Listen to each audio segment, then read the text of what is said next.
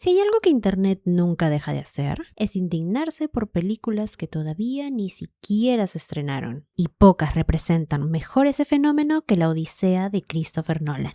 Durante meses, Internet discutió absolutamente todo sobre esta película. El reparto, los vestuarios, el diseño de producción, los acentos, el audio, incluso la traducción de un poema escrito hace casi 3000 años. Parecía que cualquier detalle era suficiente para iniciar una nueva guerra cultural. Y siendo completamente sincera, la inmensa mayoría de esas críticas me parecían bastante absurdas. Aunque tampoco creo que todas deberían descartarse automáticamente. Entre tanto ruido, también existían observaciones que sí me parecían razonables. Pero entonces ocurrió algo interesante. La película finalmente se estrenó. La crítica publicó sus reseñas, el público empezó a verla y de repente la conversación cambió por completo. Hoy, La Odisea no solo está recibiendo algunas de las mejores críticas de la carrera de Christopher Nolan, también se ha convertido en un enorme éxito de taquilla. Y eso hace que todas aquellas polémicas anteriores resulten todavía más interesantes, porque ahora podemos separar mucho mejor el ruido de las críticas que realmente valían la pena. ¿Cuáles de esas críticas realmente tenían sentido? ¿Y cuáles nunca fueron sobre cine? Vamos a repasarlas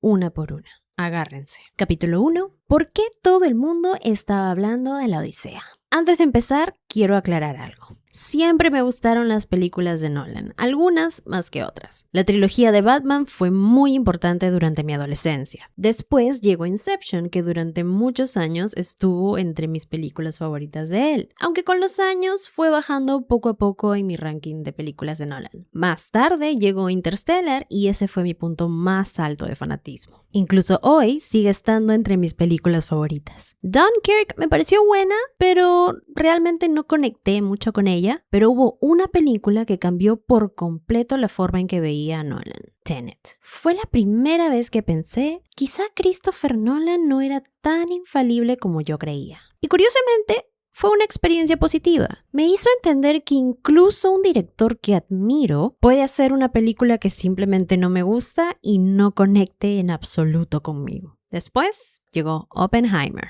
Una película que me pareció extraordinaria en todo sentido y que volvió a demostrar por qué Nolan sigue siendo uno de los directores más importantes de la actualidad. Así que La Odisea significaba para mí el regreso de Nolan como un director que realmente quería seguir. Tenía mucha curiosidad por saber si volvería a conectar con una de sus historias. Y precisamente por eso me llamó muchísimo la atención la gran cantidad de polémicas que aparecieron mucho antes de su estreno. Si repasamos la carrera de Christopher Nolan, resulta difícil discutir que es uno de los directores más importantes de la actualidad. Desde la trilogía de The Dark Knight, Inception, Interstellar y el gran éxito de Oppenheimer, ha demostrado una y otra vez que domina el cine como pocos. Sus películas destacan por sus historias complejas, una ejecución extremadamente cuidada y una atención casi obsesiva a cada detalle. Durante mucho tiempo se creyó que La Odisea era una obra prácticamente imposible de adaptar por completo en una sola película, algo parecido a lo que ocurrió durante años con Dune. Sin embargo, después del éxito de Oppenheimer, Nolan parecía ser uno de los pocos directores capaces de afrontar un proyecto de esta magnitud, y bastaba con mirar al elenco para entender por qué existía tanta expectativa. Matt Damon, Tom Holland, Anne Hathaway, Charlize Theron, disculpe la pronunciación, Lupita Nyong'o, Zendaya, Robert Pattinson y muchos otros actores de primer nivel. Entre ellos también aparecía Travis Scott, una decisión que sorprendió a muchos. Nolan incluso explicó públicamente por qué quiso incluirlo, aunque personalmente sigo teniendo sentimientos encontrados por lo que pasó en Astroworld. Dejando eso de lado, la expectativa alrededor de esta película fue enorme desde el primer momento. En muchas ciudades las funciones en IMAX se agotaron con semanas de anticipación. Conseguir entradas para IMAX IMAX se convirtió casi en una misión imposible. Y viendo lo que ocurrió después, esa impresión terminó siendo correcta. La película no solo recibió una respuesta extraordinaria por parte de la crítica, también se convirtió en un enorme éxito de taquilla. Toda esa locura por conseguir entradas era una señal bastante buena de lo que estaba por venir. Pero junto con toda esa expectativa, también apareció una enorme ola de críticas. Y lo curioso es que la mayoría comenzaron mucho antes de que alguien pudiera ver la película. No importaba que las funciones en IMAX estuvieran agotadas, ni que la expectativa fuera enorme. En internet ya había personas completamente convencidas que la Odisea sería un desastre. Así empezó una nueva guerra cultural alrededor de la película. Y ahora que finalmente podemos mirar todo con perspectiva, creo que vale la pena regresar a esas discusiones, porque muchas dicen bastante más sobre internet y nosotros que sobre la Odisea. Capítulo 2. La guerra cultural que empezó mucho antes del estreno. Hay algo que me cansa cada vez más de internet. Parece que hoy nadie puede disfrutar de absolutamente nada sin buscar el más mínimo detalle para convertirlo en polémica. Y la Odisea terminó siendo el ejemplo perfecto. Durante meses, la película estuvo envuelta en una intensa guerra cultural. Lo curioso es que casi ninguna de esas discusiones giraba alrededor de la película en sí. No hablaban del guión, ni de la fotografía, ni de las actuaciones, porque sencillamente nadie había visto la película. Todo el debate giraba alrededor de una única decisión: el casting. ¿Qué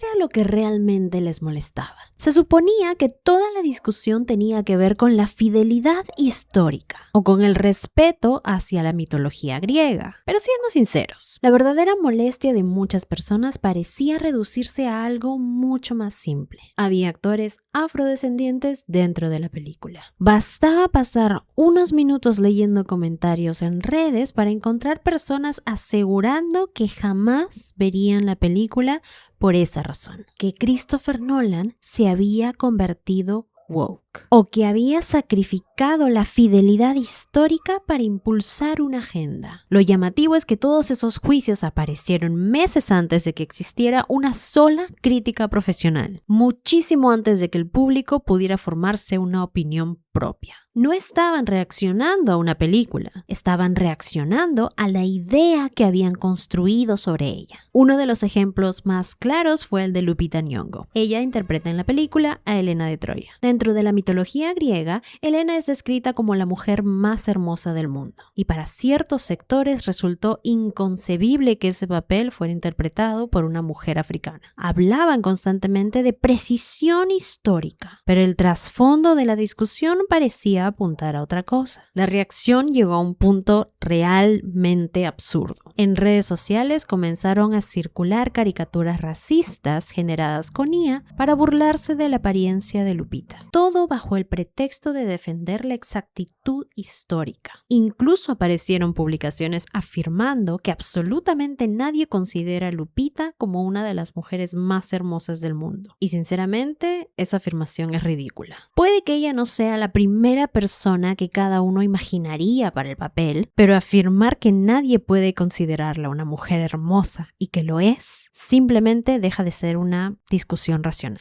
Aquí aparece una contradicción enorme. Muchas de las personas que impulsaban esta polémica repetían constantemente que lo único importante era elegir al mejor actor o a la mejor actriz disponible, que el talento estaba por encima de cualquier otra discusión. Si realmente pensaran así, el casting de Lupita debería haber sido motivo de entusiasmo. Estamos hablando de una actriz ganadora del Oscar, reconocida por 12 Years a Slave, Us y Black Panther. Su talento está más que demostrado. Muy pocos discutirían que pertenece al grupo de intérpretes más destacados de Hollywood. No necesariamente era la única opción, pero sí una elección completamente razonable. Sin embargo, quienes valoraban únicamente el talento fueron también quienes rechazaban la película antes de verla. Y ahí es donde la lógica empieza a romperse, porque nunca les interesó su actuación. Lo único que importaba era su color de piel. Y curiosamente, después del estreno, ese debate prácticamente desapareció. La conversación pasó a centrarse en la película, como siempre debió serlo. Quienes impulsaban esta polémica rara vez admitían que sus objeciones tenían un componente de prejuicio. En lugar de eso, recurrían constantemente al mismo argumento. Si cambiaran a Black Panther por un actor blanco, ustedes también se enfadarían. A primera vista,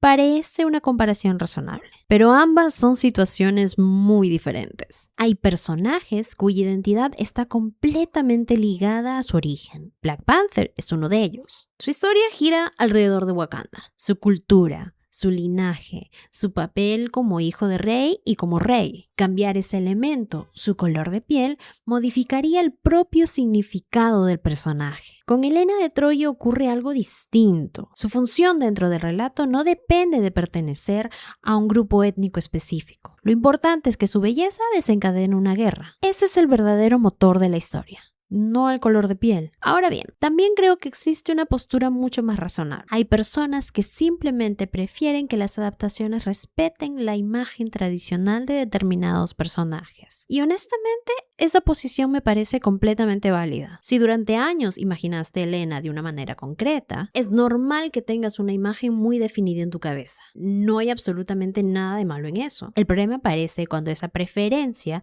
se convierte automáticamente en una sentencia de una película que nadie ha visto. Ahí la discusión deja de ser estética y empieza a convertirse en un prejuicio. Y aquí es donde creo que aparece el verdadero componente ideológico. Para ciertos sectores conservadores, la belleza continúa asociándose casi exclusivamente con una imagen muy específica de la mujer occidental. La idea de que la mujer más hermosa del mito pueda ser interpretada por una mujer africana rompe completamente esa visión. No es casualidad que muchas de estas comunidades estén obsesionadas con una imagen idealizada del mundo clásico. Sus perfiles están llenos de estatuas grecorromanas, referencias constantes a Roma, a Esparta, a Atenas y a una versión profundamente romantizada de la antigüedad. Viéndolo desde afuera, todo esto termina diciendo mucho más sobre las obsesiones culturales de Internet que sobre la Odisea. Y curiosamente, después del estreno, casi todas estas discusiones están desapareciendo. Porque cuando finalmente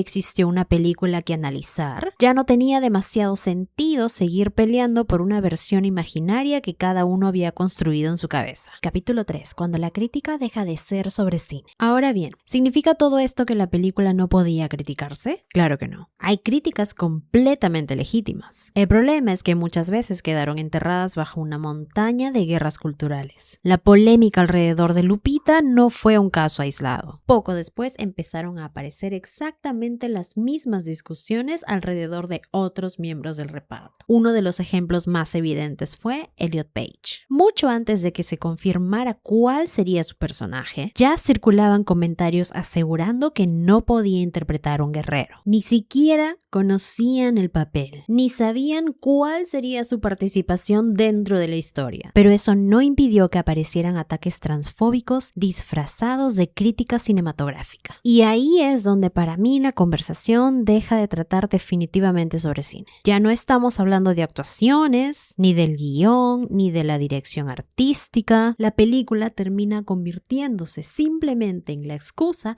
para volver a tratar los mismos problemas de siempre. Lo más llamativo es la velocidad con la que estas discusiones se amplifican. Basta con que una figura muy conocida publique un comentario, en cuestión de horas, ese mensaje empieza a repetirse por miles de cuentas. Aparecen artículos, se convierte en tendencia y termina presentándose como si representara la opinión general del público. Un claro ejemplo fue Elon Musk. Compartió publicaciones asegurando que Christopher Nolan eligió a Lupita Nyong'o únicamente para ganar prestigio durante la temporada de premios. Una teoría bastante difícil de sostener cuando hablamos de una actriz ganadora del Oscar y ampliamente reconocida por su talento. Más que una decisión artística, Este tipo de comentarios parecen partir de la idea de que cualquier decisión diversa solo puede explicarse por motivos políticos. La discusión deja de tratarse sobre cine y empieza a tratar sobre prejuicios. Hay, sin embargo, una decisión de casting con la que sí tengo reservas: la participación de Travis Scott. No porque sea músico, ni porque piense que un cantante no puede actuar. Simplemente nunca imaginé que fuera una elección natural para la Odisea. Nolan explicó que quería establecer un paralelismo entre la tradición oral de los poemas épicos y la forma en que el rap transmite historias de generación en generación. Cuando leí esa explicación pensé dos cosas. Primero, entiendo perfectamente la idea. Y segundo, que probablemente sea una de las respuestas más Christopher Nolan que he escuchado en mucho tiempo. Pero Travis Scott no fue la única polémica curiosa. Incluso la traducción que tomó Nolan como referencia terminó convirtiéndose en otra controversia. Emily Watson recibió críticas por utilizar un lenguaje más contemporáneo, cuando en realidad cada generación vuelve a traducir la Odisea de forma distinta. Otra discusión que terminó diciendo una vez más mucho más de internet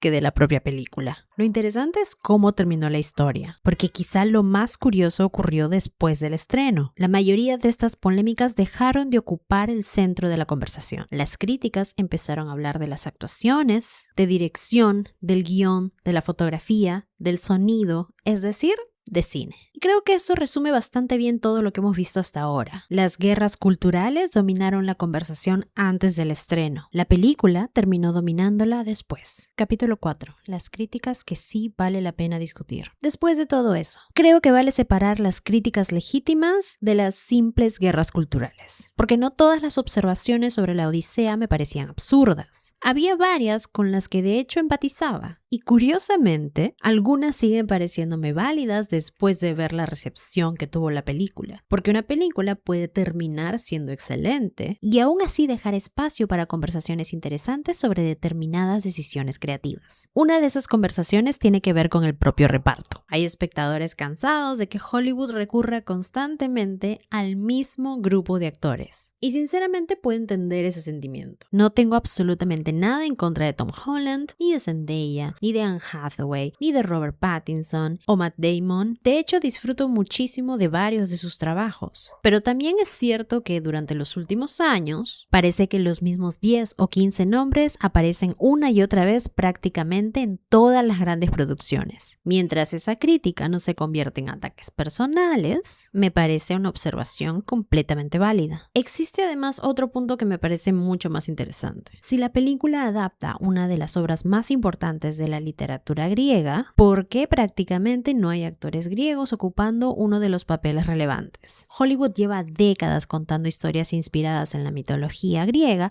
utilizando repartos compuestos casi exclusivamente por actores estadounidenses o británicos. Ese sí me parece un debate interesante, porque habla de representación cultural y de una tendencia histórica dentro de la industria. Muy diferente es utilizar esa conversación como excusa para atacar a Lupita Nyong'o o a Elliot Page. Después del casting, la siguiente gran polémica giró alrededor del diseño visual. Y aquí tengo sentimientos bastante encontrados, porque una vez más hay críticas que me parecen exageradas y otras con las que sí puedo conectar. Empecemos por los trajes. A nivel personal, algunos de los diseños que vimos antes del estreno de la película no terminaban por convencerme. Había armaduras que se sentían demasiado estilizadas, con un aspecto casi plástico y una estética que por momentos recordaba más a una película de superhéroes que a una epopeya inspirada en la antigua Grecia. Visualmente no era una dirección artística que me entusiasmara. Ahora bien, muchos de los comentarios que circulaban por internet no se centraban en ese aspecto. Su principal argumento era que los trajes no eran históricamente precisos. Y ahí es donde creo que la discusión empezaba a desviarse. Porque sí, la Odisea transcurre en un mundo inspirado en la Grecia antigua, pero también es una historia llena de cíclopes, monstruos, dioses, criaturas mitológicas y sucesos imposibles. No estamos viendo un documental histórico, estamos viendo una reinterpretación cinematográfica de uno de los relatos fantásticos más antiguos de la humanidad. Por eso me cuesta indignarme únicamente porque una armadura no reproduzca con absoluta fidelidad el equipamiento militar de la época. Eso sí, Creo que aquí existe una oportunidad desaprovechada. Las armaduras reales de la antigua Grecia son increíblemente interesantes desde el punto de vista visual. Tienen diseños muy particulares que podrían haber servido como inspiración para crear una estética fantástica mucho más original. En lugar de eso, algunas piezas de vestuario parecían inspirarse en una imagen mucho más genérica del cine épico contemporáneo. No me molestaban porque fueran históricamente inexactas, me decepcionaban porque sentía que podían haber sido mucho más creativas. Esa sensación también se extendía al diseño de producción. No eran únicamente los trajes, también había elementos de producción que me generaban dudas. Uno de los ejemplos más comentados fue el barco utilizado durante el rodaje. Muchísimas personas señalaban que se trataba literalmente de un barco vikingo. Y siendo sincera, esa observación también me llamó la atención. No porque piense que una película basada en un mito deba reproducir con exactitud cada detalle histórico, sino porque visualmente sí parecía una elección bastante curiosa. Cuesta entender qué intención artística existía detrás de esa decisión únicamente viendo las imágenes del rodaje. Ahora bien, una vez estrenada la película, creo que este caso demuestra algo importante. Muchas decisiones que parecían extrañas en fotografías aisladas terminan funcionando de forma muy distinta cuando se ven dentro de la película completa. Y esa es otra razón por la que siempre prefiero esperar antes de sacar conclusiones definitivas. De hecho, Nolan respondió a varias de estas críticas. Explicó que muchas de las decisiones relacionadas a armas, armaduras y materiales obedecían a una lógica narrativa. Por ejemplo, mencionó que algunas piezas estaban fabricadas con un bronce oscurecido porque querían transmitir visualmente el estatus y la riqueza de determinados personajes. No buscaban reproducir exactamente un objeto histórico, buscaban comunicar poder. Y ese tipo de decisiones me parecen completamente razonables. Al final, el cine funciona a través de símbolos visuales. Un diseñador de vestuario no siempre intenta reconstruir el pasado con absoluta precisión. Muchas veces intenta que el espectador comprenda inmediatamente quién tiene poder, quién inspira respeto o quién ocupa una posición privilegiada dentro de la historia. Eso no significa que uno tenga que compartir todas las decisiones, pero al menos demuestra que existía una intención artística detrás de ellas. Y eso es muy diferente a pensar que simplemente eligieron cualquier diseño al azar. De hecho, esa parece ser una constante en la forma de trabajar de Nolan. Suele consultar historiadores, científicos, especialistas, pero después toma sus propias decisiones. Ya ocurrió con Interstellar. Muchos científicos cuestionaron algunos aspectos de la película. Sin embargo, Nolan siempre ha defendido que escucha esas observaciones, las entiende y luego decide qué cambios benefician más a la historia que él quiere contar. Es decir, utiliza el conocimiento como punto de partida, no como una obligación absoluta. Y creo que esa filosofía explica buena parte de las decisiones que vimos en la Odisea. Puede gustarte más o menos, pero difícilmente puede decirse que son elecciones tomadas sin reflexión. Capítulo 5. El estilo de Nolan. Ahora bien, dejando atrás el vestuario y el diseño de producción, hay otro aspecto de la película que sí me interesa mucho más discutir. Y curiosamente, no es un problema exclusivo de Christopher Nolan. Es una tendencia que lleva varios años en el cine moderno. La fotografía, o mejor dicho, la obsesión por hacer que absolutamente todo se vea oscuro. Hasta ahora hemos hablado principalmente de polémicas alrededor de la película. El casting, la representación, las discusiones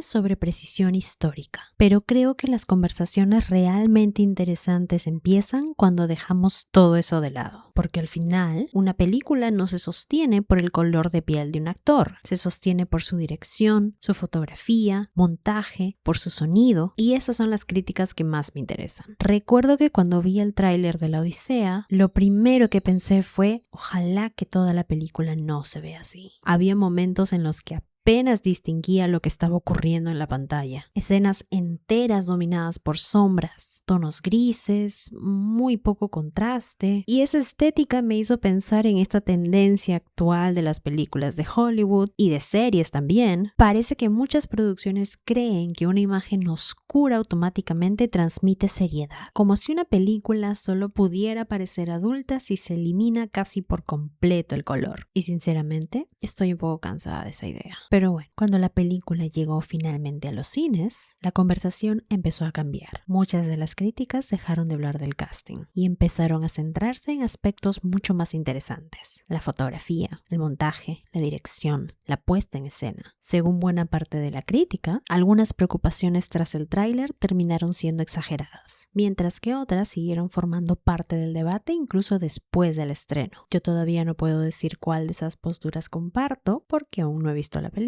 y prefiero reservar esa opinión hasta poder verla por mí misma. Eso sí, hay algo que sigo pensando incluso antes de verla. Cuando imagino la Odisea, pienso en mares de un azul intenso, islas llenas de vegetación, templos iluminados por el sol, atardeceres, ciudades vibrantes, monstruos imposibles, dioses caminando entre los hombres, un mundo extraño, inesperado, casi mágico. Y creo que ese universo ofrece una oportunidad enorme para construir una identidad visual completamente distinta a la que domina el cine comercial actual. No digo que Nolan tuviera que hacer una película colorida al estilo de una fantasía clásica, ni mucho menos, pero sí creo que la Odisea permitía explorar una estética más arriesgada, más luminosa, más fantástica, aunque también entiendo que Christopher Nolan siempre ha preferido un enfoque mucho más terrenal. Y hablando de problemas recurrentes de Nolan, hay otro del que era imposible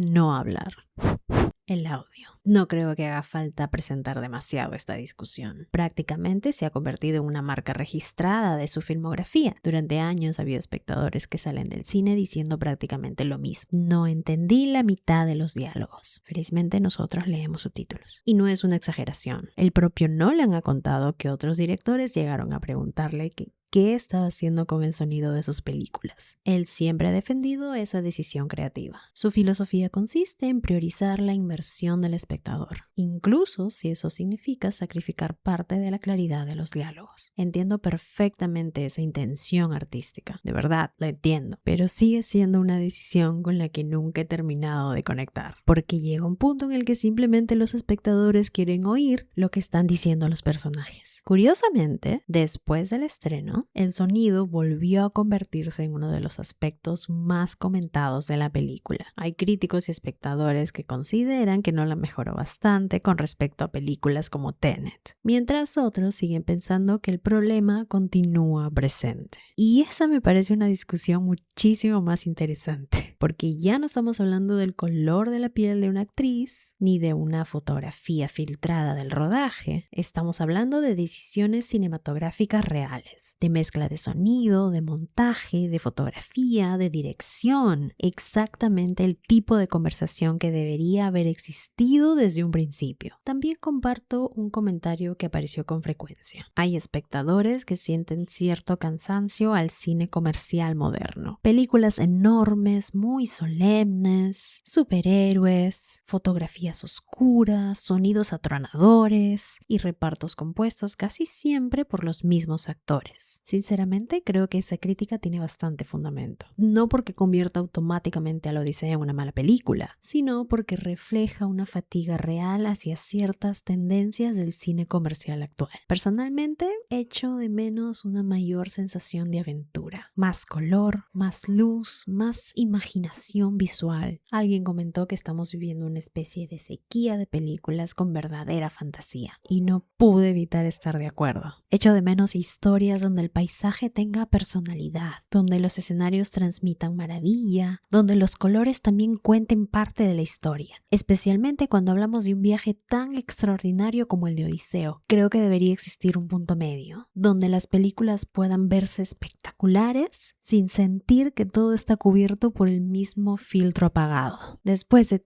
todo lo ocurrido alrededor de la Odisea, mis mayores dudas ya no tienen que ver con el casting, ni con los acentos, ni con la supuesta agenda woke. Me interesa mucho más hablar de la fotografía, del diseño visual, del sonido, del ritmo y de las decisiones cinematográficas de Nolan, porque esas son las cosas que realmente determinan si una película funciona o no. Y curiosamente, son también las conversaciones que terminaron ocupando el centro del debate una vez que la película llegó a los cines, lo cual demuestra que la película siempre termina siendo más importante que la polémica. Capítulo 6. El verdadero problema no era la Odisea. Después de repasar todas estas polémicas, creo que ya podemos responder una pregunta. ¿Realmente importaba todo eso? Si miramos hacia atrás, muy poco. Durante meses parecía que cualquiera de estos temas decidiría el destino de la película. El casting, los trajes, los barcos, los acentos, las fotografías filtradas. Todo se analizaba como si bastara un solo detalle para concluir que la Odisea sería un desastre. Y ahí está el verdadero problema. No de la película, sino de Internet. Internet funciona de una manera muy particular.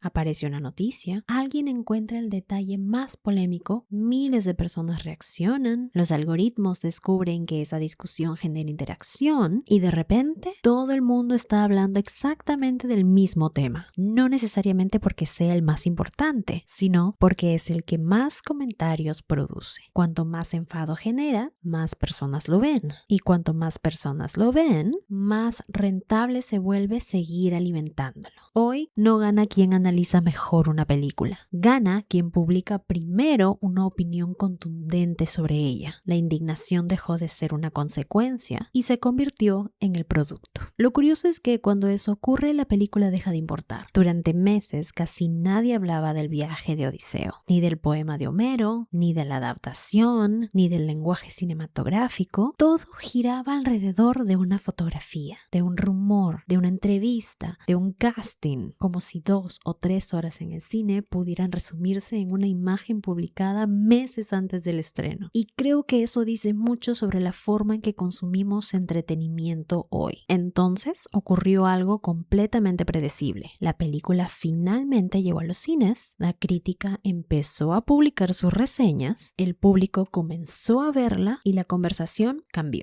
Ahora la gente discutía actuaciones, fotografía, montaje, ritmo, edición, sonido, es decir, cine. No porque Internet hubiera aprendido la lección, sino porque existía una película real sobre la cual debatir. Y eso demuestra algo muy simple. Las mejores conversaciones empiezan cuando la obra finalmente existe, no antes. Y sinceramente, no creo que este sea un caso aislado. Ya ocurrió con The Last of Us, con Rings of Power, con La Sirenita, con Blancanieves y volverá a ocurrir con la siguiente gran producción de Hollywood. Antes de que alguien vea una sola escena, ya existirán cientos de videos explicando por qué será un fracaso. Porque esa narrativa funciona. Genera clics, genera vistas, genera dinero. Y mientras siga funcionando, Internet seguirá premiándola. Por eso creo que el verdadero problema nunca fue la Odisea. El problema es que hemos convertido la conversación sobre cine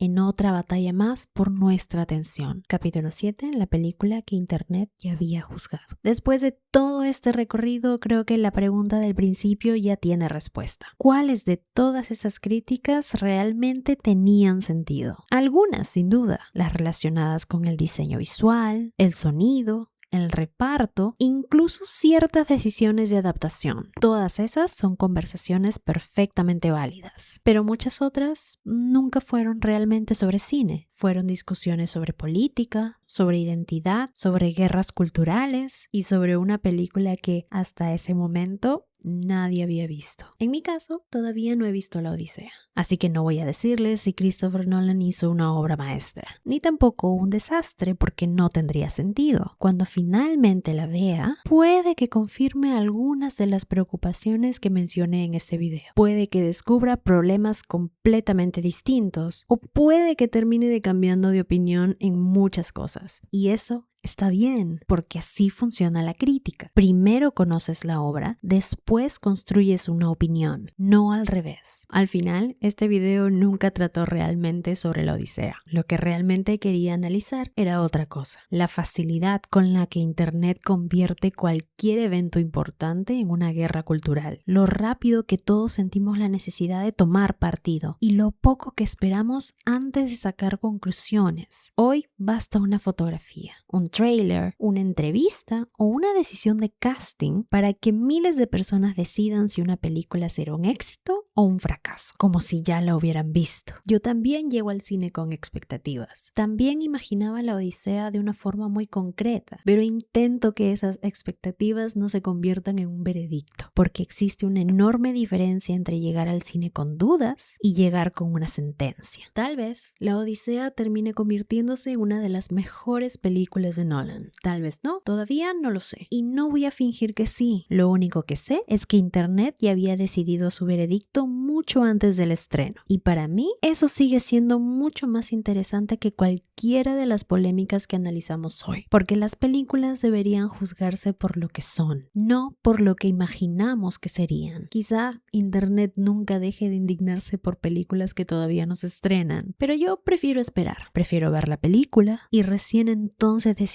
si valía la pena indignarse. Gracias por ver el video. Nos vemos en el próximo. Suscríbanse.